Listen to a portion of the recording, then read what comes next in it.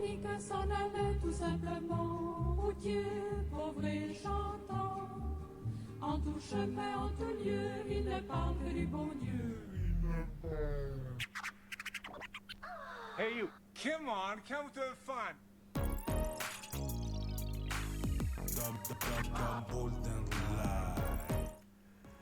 Bonjour tout le monde et bienvenue pour un nouvel opus de Bold Don't Lie. Donc on va faire quoi aujourd'hui, hein? On va continuer les classements de Scratch. On a déjà commencé avec un classement des meneurs et des arrières. Là on va basculer sur le poste 3, le poste d'ailier. Un poste un petit peu spécial en NBA, hein, parce qu'il y a vraiment beaucoup de profils différents. On peut avoir du point forward, hein, donc ça va être l'ailier qui mène le jeu, un petit peu comme LeBron James. On a Luka Doncic qui joue un petit peu dans ce même registre-là, même s'il il est plutôt comptabilisé garde, parce qu'il va défendre sur les arrières. Mais voilà, c'est ce style-là, hein, un joueur polyvalent capable d'aider au rebond, à la passe, au scoring. LeBron James est le point forward par excellence. C'est un grand meneur dans un corps d'ailier.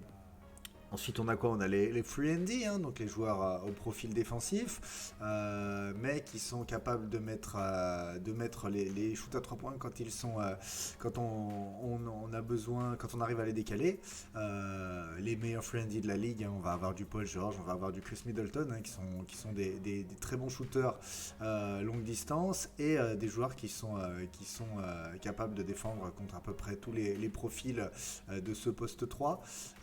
Voilà. Puis après on va avoir des joueurs avec des profils un petit peu différents. On va avoir des energy players. On va avoir un joueur comme Jaylen Brown, hein, qui joue tout sur son physique, explosif, capable de rentrer, de venir bang comme on dit, de venir bang dans la raquette. Il va pas hésiter à rentrer en contact avec les intérieurs adverses.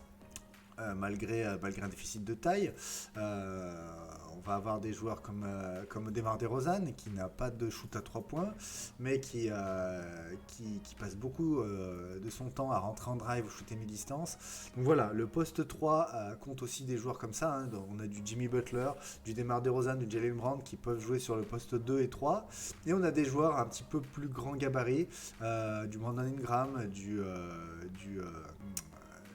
par exemple LeBron James, qui a fait sa carrière,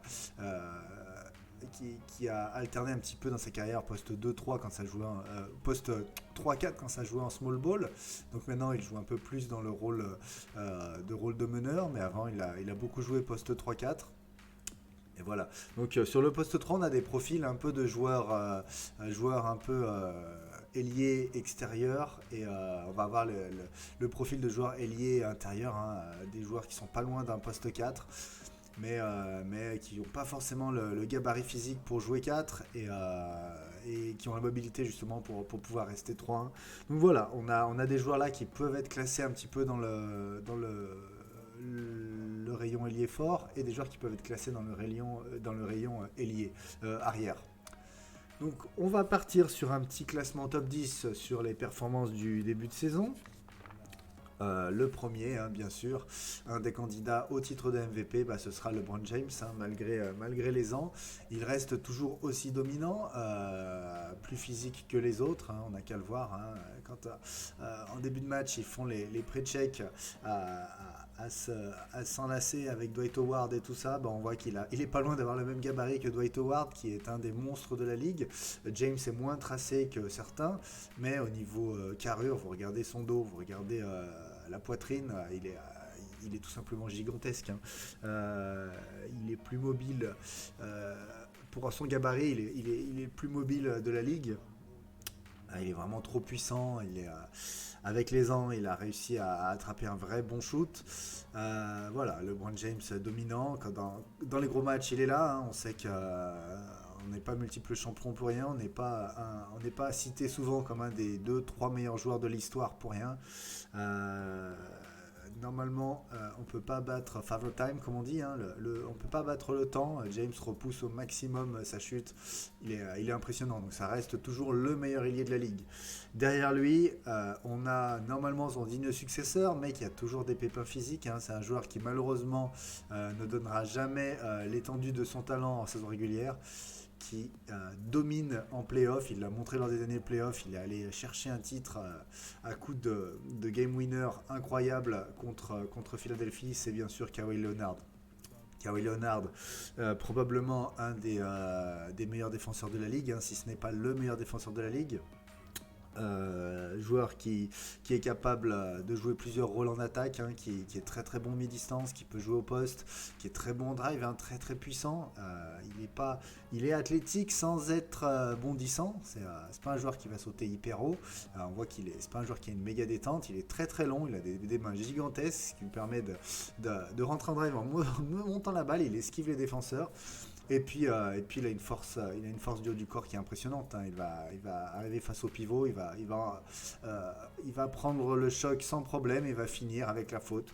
Il a un 3 points qui est un petit peu inconstant, mais il a un shoot assez marrant par rapport pour une superstar. Il a un shoot qui est très très plat. Il n'a pas le bel arc qu'on pouvait retrouver par exemple chez un Dirk Nowitzki. Lui, ça part directement en direction du cercle. Mais bon, Kawhi Leonard est un joueur dominant. Hélas en saison régulière, hein, c'est un joueur qui peut pas jouer, il peut pas enchaîner trop souvent les matchs, il a besoin de beaucoup souffler.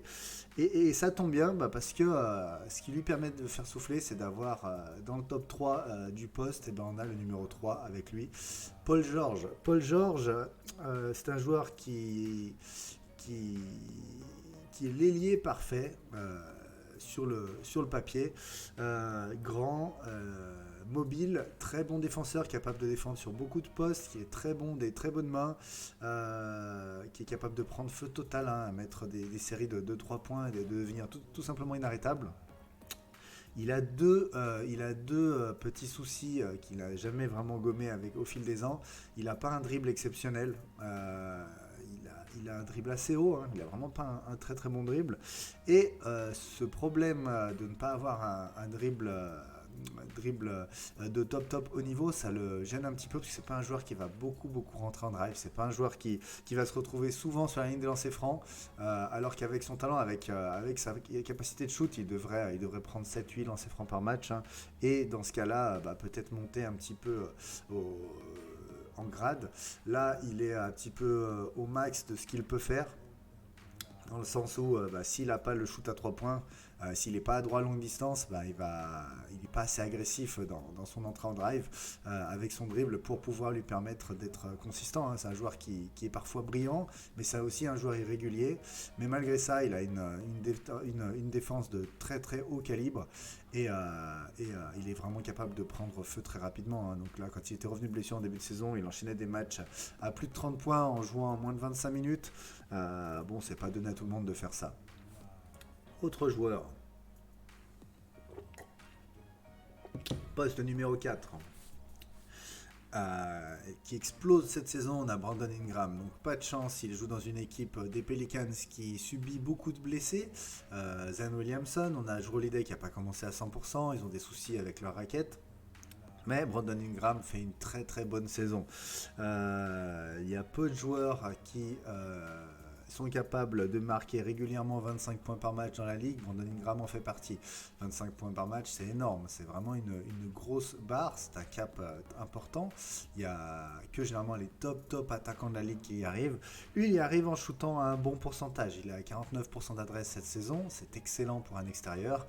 Il est très très bon mi-distance. Il rentre en drive. Il peut shooter à 3 points. Il est intéressant en défense. Il est très très long. C'est vraiment un top player en devenir, hein. Brandon Ingram, c'est un très bon jeune joueur. Quand Jason Tatum est arrivé, vu sa très bonne saison de rookie, on pensait que Tatum était le futur du poste 3 en NBA. Cette saison, Ingram a mis les points sur les i, hein. Il a montré que c'était lui le futur numéro 3 qui allait mener la ligue. À voir comment ça va se passer quand Zion Williamson va revenir. Hein. Williamson prend quand même beaucoup de place. Il va falloir s'écarter un petit peu pour le laisser rentrer, parce que c'est un joueur qui rentre beaucoup en drive. Il risque de prendre un petit peu la place d'Ingram. Hein. Ça n'a pas forcément bien tourné entre eux en pré-saison. Donc ce sera une des clés du futur des Pelicans. Si ces deux-là arrivent à coexister, ça va être vraiment impressionnant. Hein. Sachant qu'Ingram peut marquer beaucoup en étant efficace. Williamson a un avenir doré devant lui en étant un très bon scoreur avec une très grosse efficacité. Hein. En pré-saison, c'est un joueur qui tournait à plus de 60-70% d'adresse. C'est un truc incroyable dans sa façon de jouer. Donc voilà, Brandon Ingram, poste numéro 4 à l'ailier de ce début de saison. Ensuite, on a un trio. Et le trio, c'est lequel ? Un trio qui ressemble un petit peu à ce qu'on peut trouver du côté des Clippers avec leur duo Hayward, Leonard et Paul George. On a le trio des Celtics. Les Celtics sont très très bons en ce début de saison, vraiment très belle équipe. Et ils doivent ça grâce à un trio d'ailiers. Donc ce sont des joueurs polyvalents. Gordon Hayward peut jouer, il a commencé la ligue en jouant poste 2, maintenant il a pris un petit peu, il s'est étoffé physiquement, hein, il ressemble à le petit capitaine America. Il peut jouer poste 3 et poste 4, il alterne avec Jason Tatum qui peut jouer poste 3 et 4. Et on a Jaylen Brown qui joue poste 2 ou 3 en fonction. Hein. Quand Marcus Smart est dans le 5, il décale poste 3. Quand il joue avec Hayward et Tatum, il va basculer poste 2. Voilà, on a 3 joueurs. Hayward, Tatum et Brown. On n'a pas forcément un joueur qui sort du lot de ce trio-là. Hein. On a vraiment un trio qui est très complémentaire, qui est capable de... Voilà pourquoi aussi ils ont une bonne défense. Hein. On a 3 bons défenseurs capables de switcher. Hayward est un petit peu en retrait en défense par rapport à ses 2 partenaires. Il est meilleur en attaque dans la gestion du jeu. Hein. C'est un meilleur passeur, un meilleur driver pour ressortir. Hein. Brown drive très bien, mais quand il drive, il va plutôt chercher à prendre le scoring ou la faute. Hayward, très très bon driver pour pouvoir ressortir à la passe. Hein. C'est un joueur qui a un bon coup d'œil, un vrai bon joueur de basket. Tatum est le plus jeune du lot, moins adroit, peut-être aussi le plus gros potentiel. Un futur très bon scoreur. Il est encore très maladroit. Il prend encore des shoots très difficiles, hein, des shoots mi-distance avec trop de fade-away. Il avait pris quelques cours avec Kobe Bryant, ça avait un petit peu déréglé un jeu qu'il avait qui était très efficace en rookie. Hein. Soit il shoot à 3 points, soit il rentre en drive. Là, il a développé un petit peu des mauvaises habitudes de shooter à mi-distance.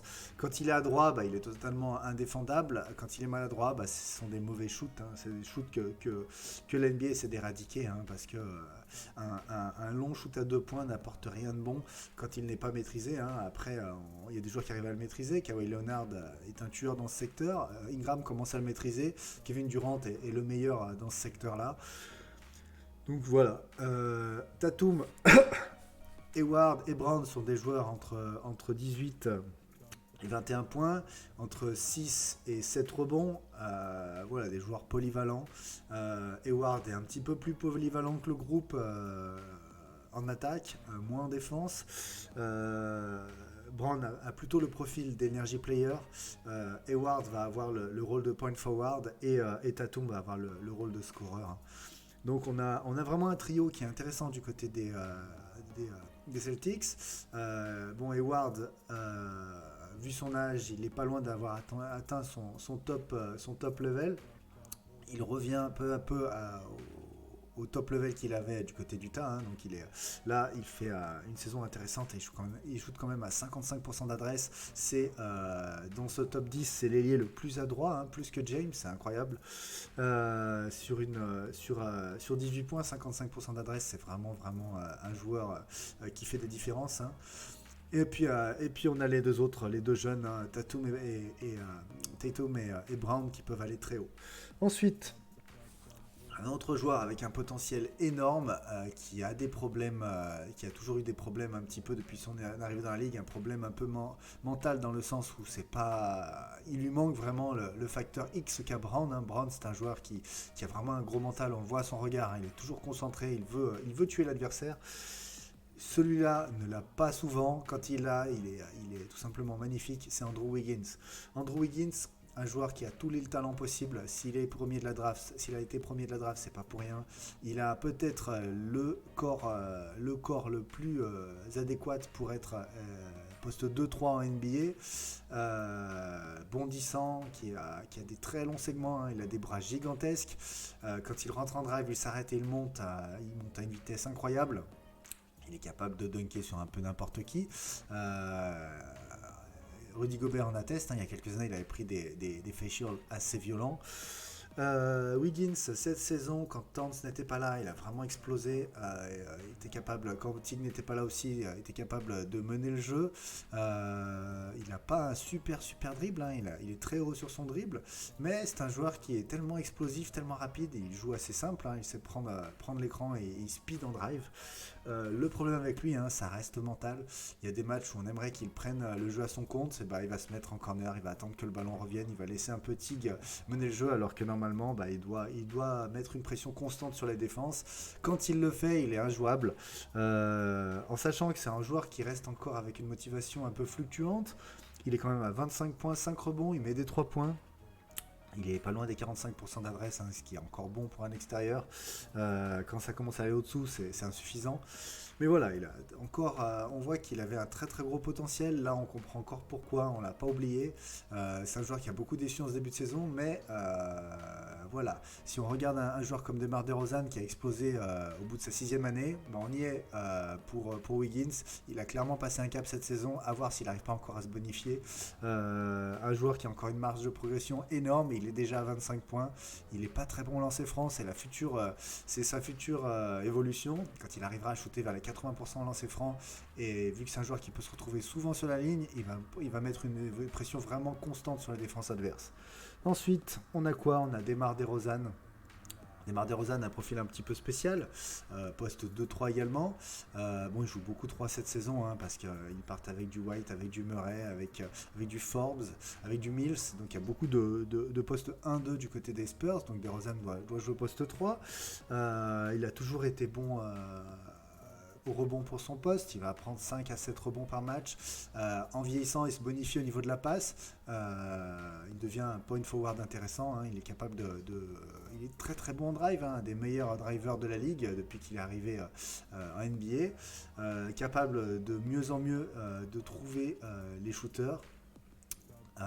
Mais ce qui lui manque, hein, c'est le shoot extérieur, hein. Surtout dans cette NBA moderne, un joueur qui ne shoot pas du tout à l'extérieur, en sachant que normalement on a au moins des deux intérieurs qui ne shootera pas à 3 points. Pour peu qu'on ait un meneur qui ne soit pas bon à 3 points, tout de suite l'équipe elle se tire une balle dans le pied, hein. En NBA maintenant, on tend à aller vers des équipes avec 5 joueurs qui shootent à 3 points, souvent 4 parce qu'on a un intérieur qui ne sera pas dominant ou dangereux ou tout simplement à respecter à 3 points. Quand on a DeRozan aussi, ça fait 2 joueurs qu'on ne respecte pas à 3 points, donc la défense peut se serrer, on peut plus jouer des zones, on peut un peu embouteiller ses raquettes, hein, jouer entonnoir. Voilà ce qui manque à DeRozan. Sinon, en plus d'une défense assez faible, hein, c'est un vrai torero en défense. Faible en défense, bizarrement, hein, parce qu'il a des très grosses capacités physiques, mais il n'a jamais été un bon défenseur. En attaque, il est intéressant, 21 points, 5 rebonds, 5 passes, à 50% d'adresse. Il ne se cache pas dans les moments chauds. Après, le fait qu'il ne shoot pas à 3 points, ça gêne un petit peu pour créer son shoot dans les derniers moments. On sait qu'il va rentrer en drive et qu'il va prendre ses longs shoots à 2 points, ou alors qu'il va s'arrêter vers les lancers francs et shooter à ce moment-là. Donc il est un peu plus prévisible que les top scoreurs qui sont capables de shooter à 3 points. Mais DeRozan reste un très bon joueur. Pour moi, il est dans ce classement top 10 au poste d'ailier. Et enfin, pas évident, le dernier spot, un peu ex-aequo, hein, donc il nous reste du beau monde, hein. On a du Tobias Harris qui est intéressant en role-player du côté de Philadelphie, mais je vais trouver deux. Et on a du Bogdanovic aussi qui était très bon l'an dernier du côté d'Indiana, qui a un début de saison un petit peu décevant du côté d'Utah, hein, Utah qui tourne mal, même si Bogdanovic fait ses matchs. On va partir avec une dernière paire pour clôturer ce top 10, hein, donc ce sera un top 11 ce coup-ci. Ce sera Chris Middleton, qui est vraiment le free and D player typique. L'option 2, option 3 parfaite pour une équipe. Donc il a plutôt le profil option 3. Après, Giannis est tellement fort que Giannis est option 1 et 2. Donc Middleton, vraiment très très bon joueur. On peut le voir hein, quand Giannis n'est pas là parce qu'il doit souffler, parce qu'il a souvent des petits soucis de genoux.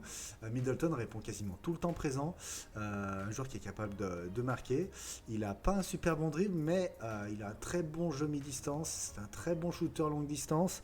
Il est grand et très long pour son poste, ce qui lui permet d'être très bon en défense, hein, toujours un bon intercepteur. Middleton est vraiment un très très bon joueur. Donc pour moi, il clôturera le top 10 du poste d'ailier avec Evan Fournier.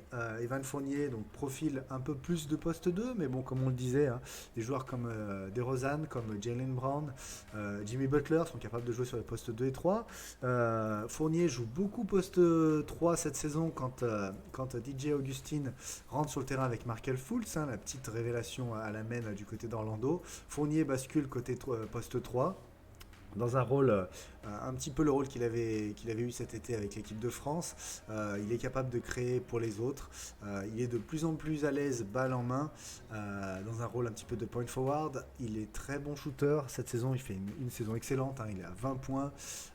Cette saison, il n'a pas encore je pense qu'il n'aura jamais la capacité d'être dominant au rebond passe, même s'il fait des bonnes perfs à la passe. Ce ne sera pas un joueur qui va tourner à 7 rebonds dans une saison, ce que font les autres, la plupart des ailiers de ce top-là, hein, ils sont au moins à 5 rebonds. Lui, il est un petit peu plus défaillant dans ce rôle-là, mais il apporte une pression constante et surtout il devient un vrai leader dans une équipe défensive qui a besoin de scoring. Donc on sait que c'est lui le principal danger à l'extérieur et il répond présent, donc c'est encore plus fort parce que les scouting reports l'attendent. Il répond présent. Très belle saison d'Evan Fournier. On va voir comment ça va se passer. Il a vraiment brillé depuis la blessure de Vucevic. Quand Vucevic va revenir, on va voir comment va se passer ce reste de saison de Fournier qui est vraiment très bon en ce début de saison. Donc pour moi, lui et Middleton sont la paire qui vont clôturer ce top 10 des ailiers. Donc voilà, j'espère que ça vous a plu. N'hésitez pas à commenter, il n'y a pas de problème. Bold, don't lie, mais vous pouvez aussi avoir un avis qui est intéressant, qui se rapproche de la réalité. Hein. Donc moi, c'est mon estimation de ce début de saison. J'essaie d'être le plus objectif possible. Après, voilà, comme je vous ai dit, le poste 3, c'est un poste spécial. On a des différents profils. Vous pouvez basculer, vous pouvez choisir de remonter un joueur, de l'enlever, incorporer un joueur, comme je vous dis, Tobias Harris, il n'est pas loin du top 10. N'hésitez pas à commenter, à me donner votre avis. Et merci, bonne journée à tous. Et à bientôt pour le poste 4, qui sera vraiment difficile.